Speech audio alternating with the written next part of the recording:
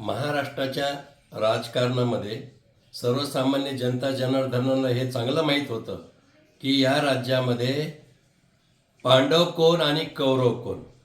आणि म्हणून की काय विधानसभा निवडणुकीमध्ये मतदारांनी पांडवाच्या रूपाने महायुतीला सत्तेत बसवलं आणि जे कौरव आहेत, जे दुर्योधन वृत्तीचे आहेत, त्यांना विरोधी पक्षात बसवलं. आज दैनिक सामनाच्या माध्यमातून दुर्योधनाचा संदर्भ दिलाय. खरा दुर्योधन महाराष्ट्राच्या राजकारणामध्ये संजय राऊत आहे आणि त्यांना विरोधी पक्ष नेतावरून त्यांनी जो बवाल मांडलाय, मला असं वाटतं की एखादा संपादक एवढा असत्य भ्रम कसा पसरवितो हे दुर्दैव आहे.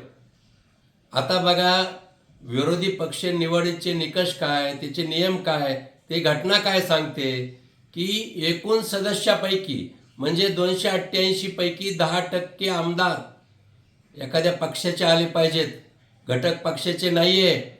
आणि म्हणून ह्यांना विरोधी पक्ष पदही मिळू नये म्हणून याची काळजी जनतेने घेतली.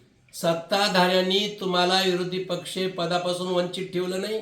सामान्य जनतेनं, तुम्ही तेवढी लायकी बी नाही तुमच्याकडे विरोधी पक्ष नेता जायची, आणि म्हणून तुम्हाला ते बाजूला ठेवलंय.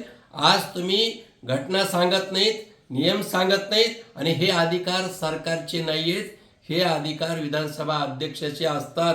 हे संजय राऊत यांनी लक्षात घ्यायला पाहिजे. आणि म्हणून नाकानं वांगे सोलायचं आणि काहीतरी खोटं बोलून भ्रम पसरवायचा हे किमान संजय राऊत सारख्याने आता बंद करायला पाहिजे.